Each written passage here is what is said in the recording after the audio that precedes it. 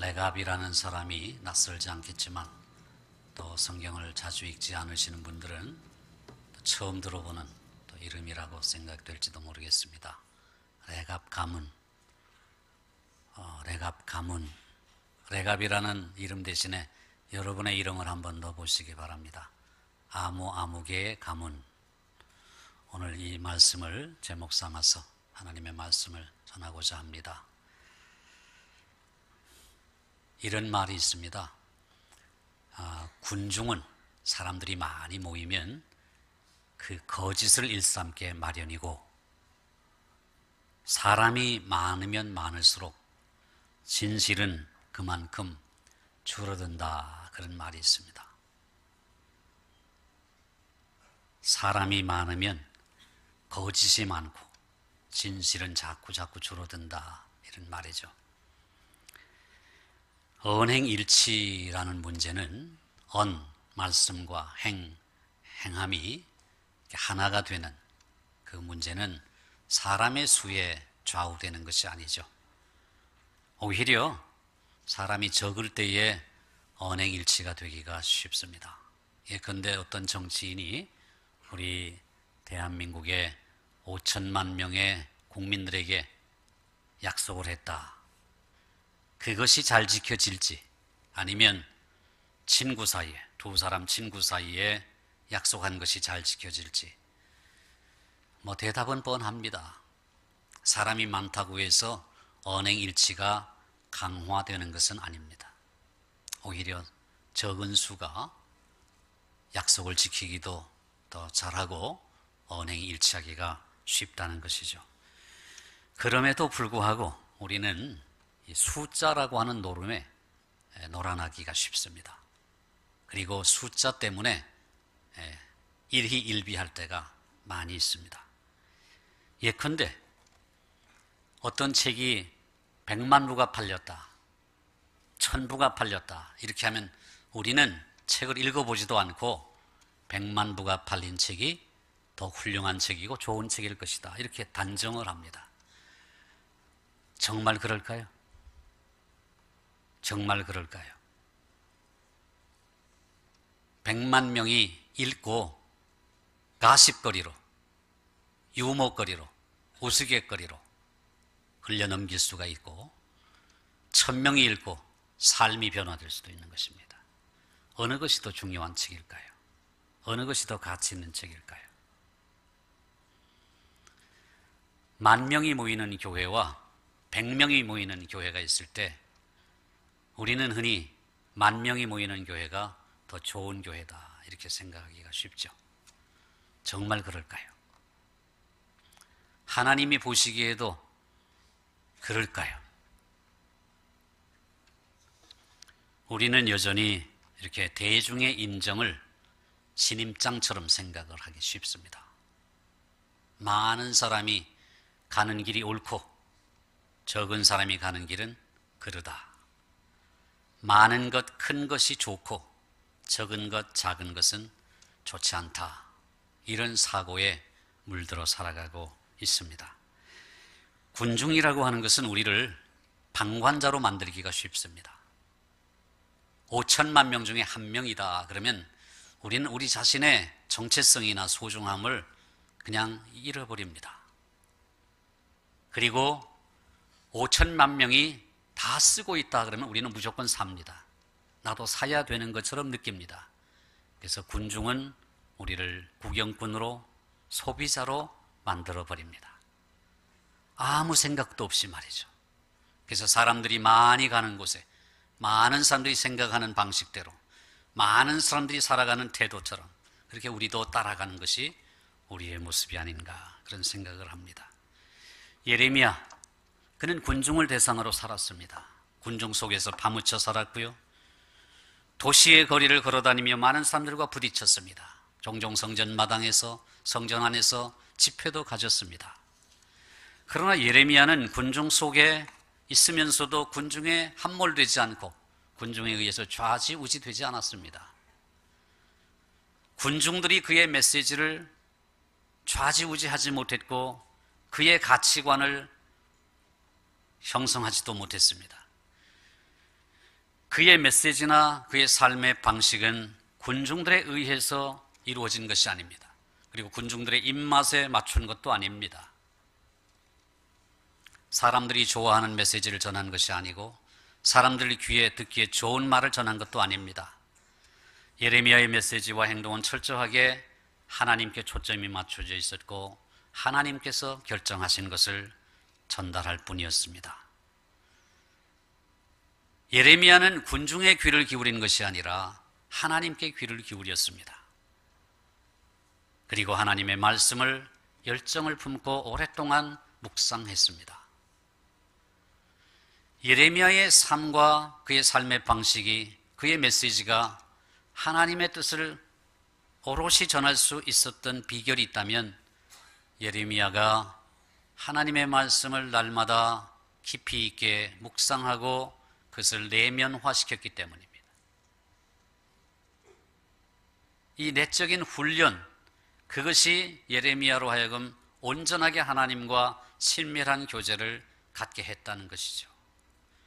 군중에 의해서 내 메시지가 변질되고 군중에 의해서 나의 삶의 방식이 바뀌는 것이 아니라 평소에 하나님의 말씀에 열정을 품고 그 말씀에 순종하며 사는 삶의 방식이 그의 메시지와 삶의 태도를 만든 것입니다. 여러분이 가문을 가지고 있죠. 저는 야성 송가입니다. 야성, 이끼야자에 재성자를 씁니다. 송가 중에서는 좀 드문 본을 가지고 있습니다. 근데 송가들은 대개 얼마 가지 않아서 이렇게 조상이 같다고 합니다. 그래서 송가끼리는 잘 결혼도 하지 않는 풍습이 있습니다. 본이 달라도요. 야성이라는 본관을 가지고 있습니다. 저희 선조가 어떤 분인지 잘 모릅니다. 근데 250년 전, 한 300년 전 1700년대에 사셨던 우리의 선조가 예를 들어서 우리 야성 송가 가문은 앞으로 평생 동안 집을 소유해서는 안 되고 밭을 소유해서도 안 되고 포도주를 마셔도 안 되고 그리고 천막을 치고 살아라. 그렇게 우리 선조가 유언을 남겼다면 따라야 될까요? 말아야 될까요? 따른다고 하는 것 자체가 정신병자. 그 선조가 뭘 몰라도 한참 모르지. 어떻게 요즘 시대에 집도 갖지 말고 밭도 갖지 말고 포도주도 마시지 말고 천막을 치고 살아? 말도 안 되는 소리야. 그러면서 순종할 사람이 아무도 없을 겁니다. 근데 오늘 본문에 보면은 기가 막힌 족속이 나옵니다. 그게 바로 레갑 족속입니다. 어느 날 예루살렘 거리에 이상한 사람들이 들어왔습니다. 사람들은 그들을 가리켜서 레갑 족속이다 이렇게 지칭을 했습니다. 그들은 성 안에 들어와서도 여전히 유랑 생활을 하고 천막을 치고 살았습니다. 그들의 직업은 무엇이냐면 대장장입니다. 무기를 만들고 공구를 만들고 도구를 만들고 때로는 전차, 병거를 만들기도 했습니다. 그들의 조상은 약 250년 전, 예레미야가 살던 시대보다 한 250년 전 그 예전에 살았던 레갑이라는 사람의 자손들이었습니다. 그 레갑의 아들의 이름이 요나답입니다. 250년 전에 살았던 조상의 이름이 나오는 것입니다. 요나답. 그들은 엄격한 생활, 독특한 정체성을 선조인 레갑의 아들 요나답의 명령에 대한 순종의 일환으로 삼았습니다. 그들은 이렇게 말했습니다. 우리 조상 레갑의 아들 요나답께서 우리에게 이렇게 명령하셨습니다. 너희들은 집을 짓지 말라. 포도원을 소유하지 말고 포도에서 나온 열매로 만든 포도주를 마시지 말라.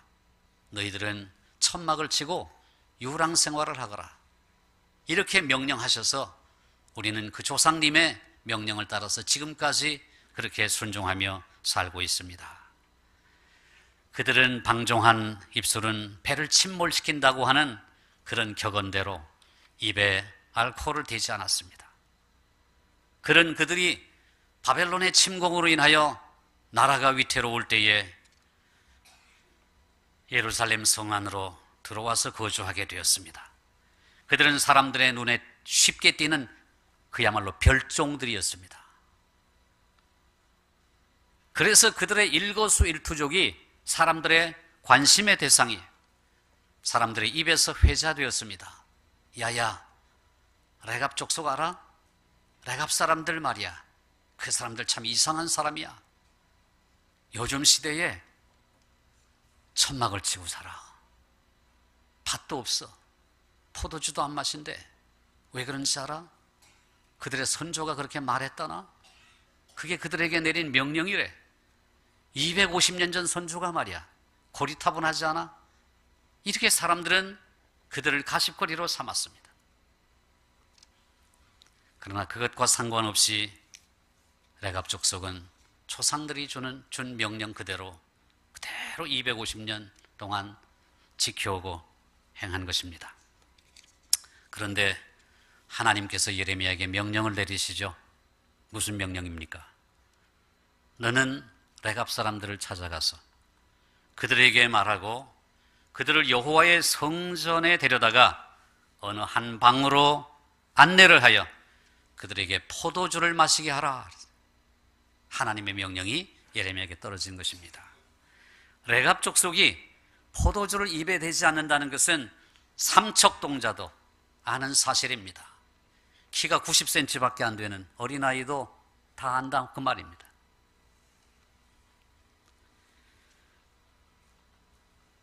예레미야는 깜짝 놀랐습니다. 하나님께서 왜 이런 이상한 말씀을 하시는가? 순종했습니다. 사방이 다 트인 곳에 고관들이 사는 방 옆에 그리고 모든 사람이 지켜볼 수 있고 들을 수 있는 그런 한 방을 택합니다. 오늘 본문의 그 방의 상황이 자세하게 나타나 있습니다. 하나님께서 왜 레갑인을 불러다가 포도주를 마시게 하라고 하시는가? 지혜로운 예레미야는 깨닫게 된 것입니다.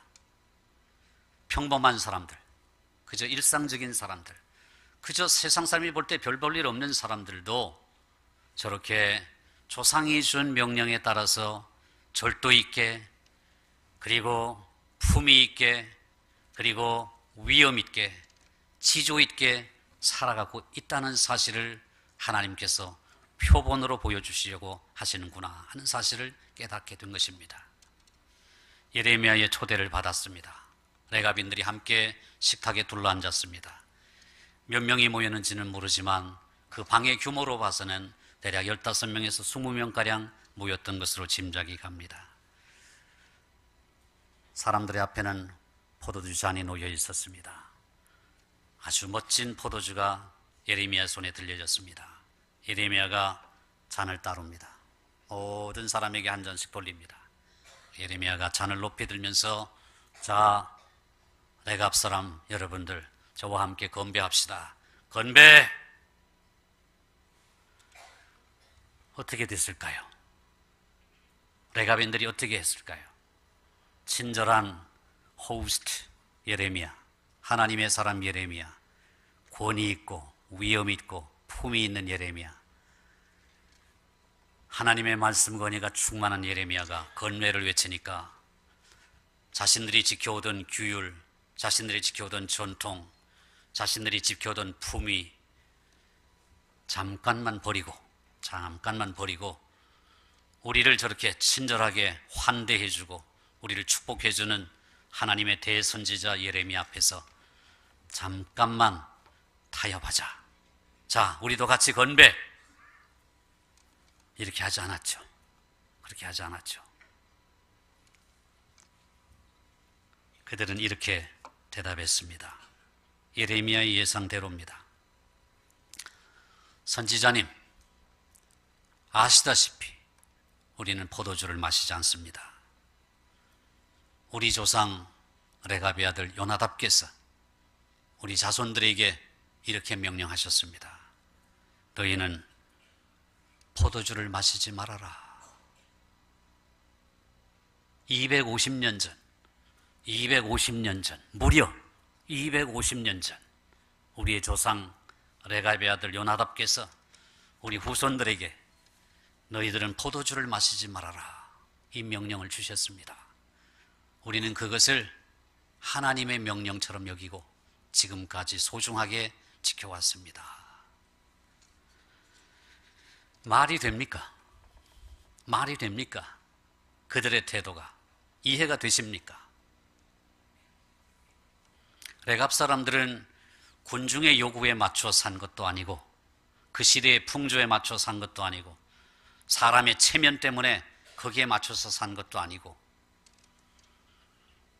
오롯이 그들의 삶의 방식은 그들의 조상 레갑의 아들 요나답이 내린 명령대로 그 시대의 매스컴이 떠들어대는 군중들의 어떤 심리, 사회적 풍조, 신문의 머릿기사 이런 것이 아니라 옛날 옛적 아주 고리타분한 진부한 옛날 옛적 조상이 내린 그 명령, 그것이 그들의 정체성을 형성했고 그들의 삶의 방식을 만든 것입니다. 그리고 그것을 포기하지 않았습니다. 타협하지 않았습니다. 친절한 예레미야의 환대도, 안전을 위해서 찾아왔던 예루살렘의 풍습과 관습도 그들을 본질에서 이탈시키지 못했습니다. 그들은 조상의 명령을 받은 사람이요, 조상들이 내린 규율로 훈련된 사람이었습니다. 그들에게는 250년이나 된 조상 레갑의 아들 요나답의 명령이 예레미야와의 당장의 우정보다 더 소중했습니다. 그들이 소중히 간직했던 250년간의 거룩한 정체성이 새로운 이웃과 쉽게 유대 관계를 형성시켜줄 상식적인 타협보다 훨씬 더 소중했습니다. 선지자님, 우리는 포도주를 마실 수가 없습니다. 왜? 우리 조상 레갑의 아들 요나답이 우리 후손들에게 너희들은 집도 짓지 말고 포도원을 소유하지도 말고 장막을 짓고 천막에 살아라. 그리고 포도주를 입에 대지 말라. 그리하면 영원히 너희가 생명이 길 것이다. 이렇게 말씀해 주셨기 때문에 우리는 그것을 생명처럼 붙들고 살아왔습니다.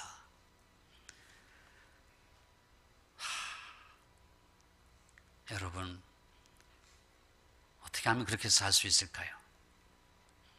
레갑의 자손들이 레갑의 아들 요나답의 명령에 그렇게 200여 년 동안 순종할 수 있었던 그 이유가 무엇일까요? 저는 이렇게 생각합니다. 레갑이라는 사람과 그 아들 요나답이 정말 훌륭했구나. 정말 존경받는 사람이었구나. 얼마나 그들의 삶이 존경받을 만한 삶이었으면 250년 동안이나 그가 내린 명령을 어기지 아니하고 그 가문이 그래서 소중히 여기며 그렇게 살아왔을까? 정말 놀랍다.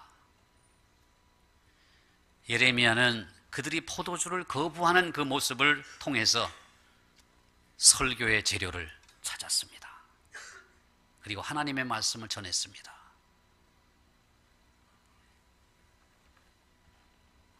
레갑의 아들 요나답의 명령을 받은 이 레갑의 가문의 사람들은 200여 년 전에 내린 그 명령을 변개치 아니하고 그것이 오늘 상황에 맞든지 안 맞든지 지금 자기들이 살아가는 삶에 어울리든지 그렇지 않든지 상관없이 그 말씀을 오로지 조상이 주신 명령이요 하나님의 뜻에 합당하다는 사실을 믿음으로 받고 그들에게 소중히 여기고 지켜왔는데 너희들은 뭐 하느냐 이거예요. 하나님께서 예레미야를 통해서 레갑 자손의 모습을 통해서 이스라엘 백성들에게 훈계하시는 거죠. 너희들은 왜 그러냐? 그들은 조상의 명령을 따라서 이렇게 지켜왔는데 너희들은 내가 내린 명령을 왜 소중히 여기지 않고 어기고 있느냐? 왜 너희들은 군중들과 타협하느냐? 왜 세상 사람들처럼 똑같이 행동하느냐? 하나님이 진노하신 거예요. 레갑 족속은 조상의 명령에 따라 저렇게 올곧게 그것을 소중하게 여기고 지키고 살아왔는데 너희들은 뭐 하는 거냐? 왜 나의 명령에 순종하지 않느냐? 이렇게 지금 예레미야를 통해서 호통치고 있는 것이죠.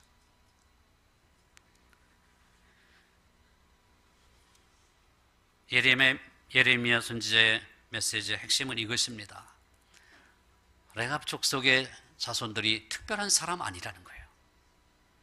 그들이 무슨 지적인 능력이 우수하고 혈통이 좋고 무슨 직업이 훌륭하고 그런 게 아니라는 거예요. 평범하다. 똑같이 우리와 같은 죄인이고 똑같이 연약한 사람들이고 그저 별 볼 일 없는 직업을 가지고 있고 그리고 내세울 것 없는 사람들이지만 저 사람들도 저렇게 하는데 너희들은 뭐냐 이거예요. 너희들은 뭐냐 이거예요. 왜 내 명령을 지키지 않고 어그러진 길로 가느냐? 그렇다고 내가 너희에게 포도원을 갖지 말라고 했느냐? 집을 짓지 말라고 했느냐? 포도주를 마시지 말라고 했느냐? 내가 언제 그랬느냐?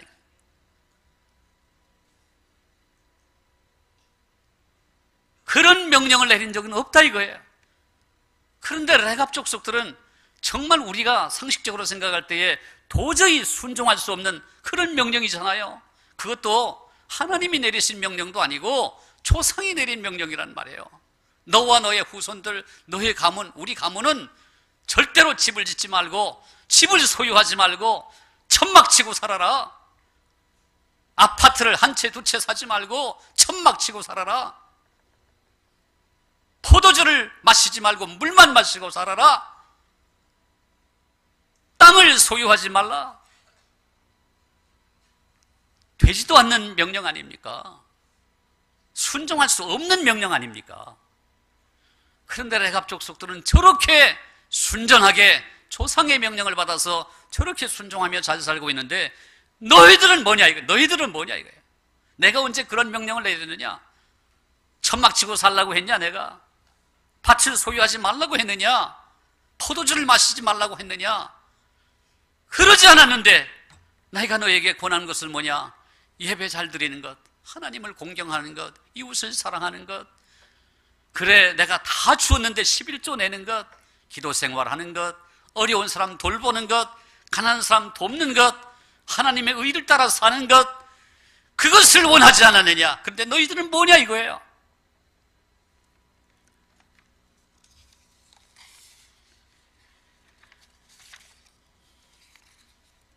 바로 그것이 레갑 가문의 이야기를 통해서 하나님께서 예레미야 시대의 이스라엘 백성들만이 아니라 2500년 이후에, 예레미야 시대보다 2500년 이후에 지금 저에게, 여러분에게 주시는 하나님의 말씀 아닙니까? 예레미야가 레갑 자손의 이야기를 통해서, 아니 하나님께서 레갑 자손의 이야기를 통해서 우리에게 무슨 말씀을 주시고자 합니까? 우리가 아무런 자존심도 없고 지조도 없고 위엄도 없고 성찰도 없이 새 속에 물들어 살아가는 태도, 세상과 타협하며 살아가는 태도, 하나님의 명령을 소홀히 하는 태도, 수없이 하나님의 말씀을 읽고 수없이 하나님의 말씀을 들어도 변화하지 않는 우리의 태도, 우리의 모습을 하나님이 통탄하고 지금 이 말씀을 주시고 있지 않습니까? 우리 사회의 도덕적 수준은 부끄럽기 짝이 없습니다. 목사도 장로도 타락하고 부패하고 부자 세습을 통해 사회의 지탄을 받는 교회가 있고 재단 이사회를 장악하여 신학교의 정관을 자기 입맛대로 바꿔버려서 하나님의 신학교를 사유하려는 사람들이 있고, 얼마나 이 시대가 부패했는가. 하나는 통합, 하나는 합동. 우리 이 나라에서 가장 큰 두 개 양대 산맥의 교단 아닙니까?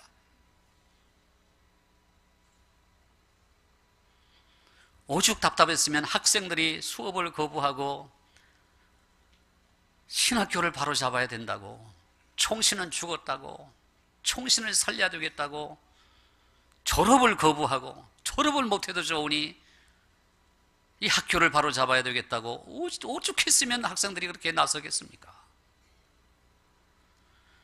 우리가 살고 있는 이 시대가, 이 한국 교회의 영적 수준이 황당할 지경입니다. 우리의 삶 가운데 어떤 측면이든 군중에게 주도권을 넘겨주게 되면 그만큼 삶이 피폐해지는 것입니다.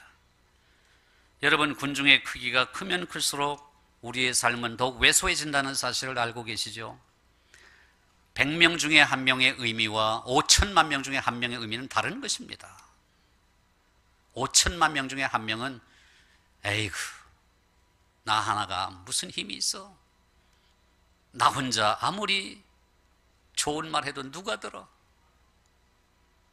군중 속에서 우리는 본질을 상실하고 소비자가 되고 방관자 되고 구경꾼이 되는 것이, 그게 바로 군중 속의 나 하나의 존재입니다.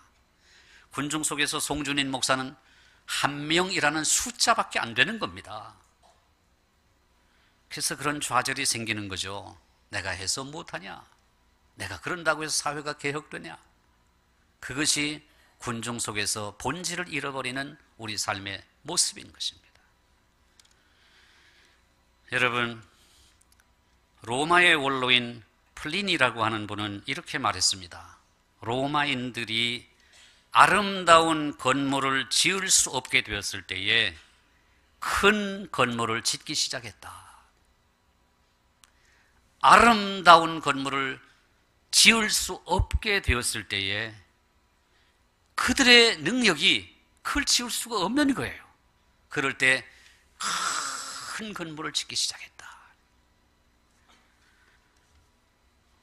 우리 모습 아닌가요? 그런 관행이 지금도 보편화되어 있지 않은가요?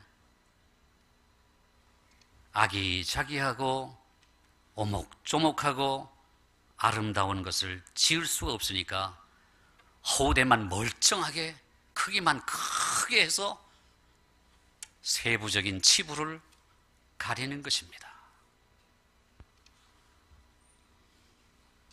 우리가 어떤 것을 잘할 수 있는 능력이 없을 때 그것을 크게 만드는 것이죠. 이런 식으로 표현할 수도 있을 것입니다. 우리가 더 많은 돈을 가질 때에, 더 큰 집을 가질 때에, 달력에 더 많은 스케줄을 추가할 때, 그때마다 우리의 삶의 질은 더욱더 떨어진다.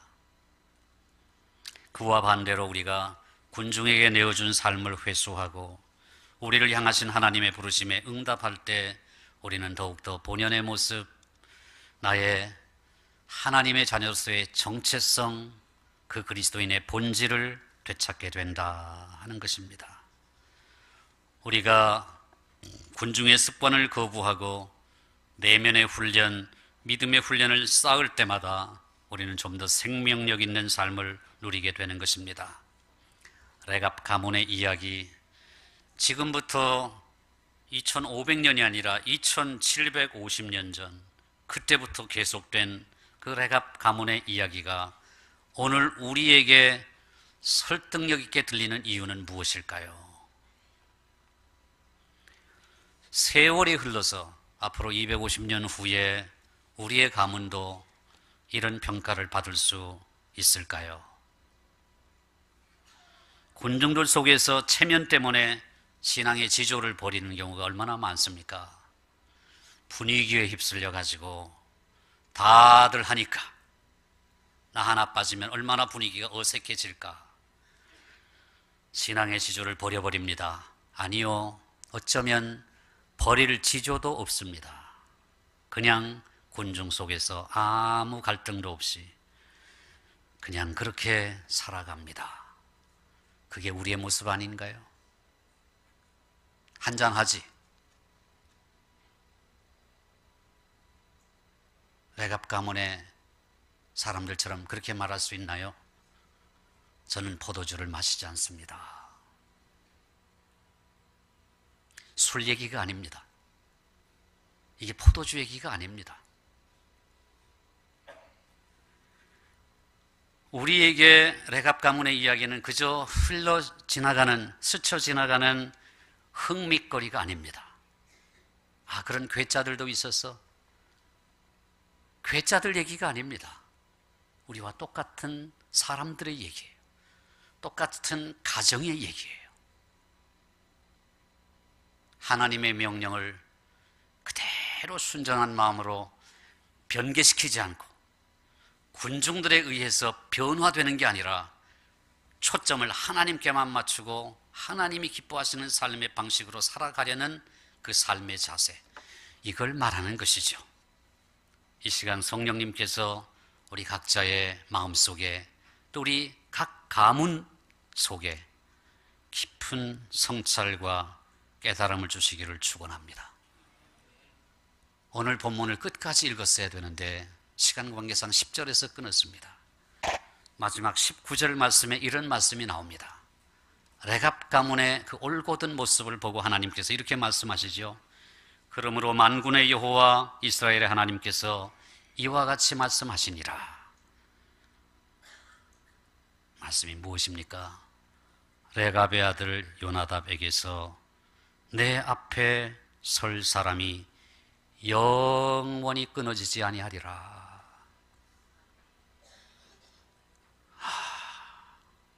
우리 가문도 이런 복을 받으면 좋겠다. 소망되지 않습니까? 다 같이 일어나셔서 기도하십시다.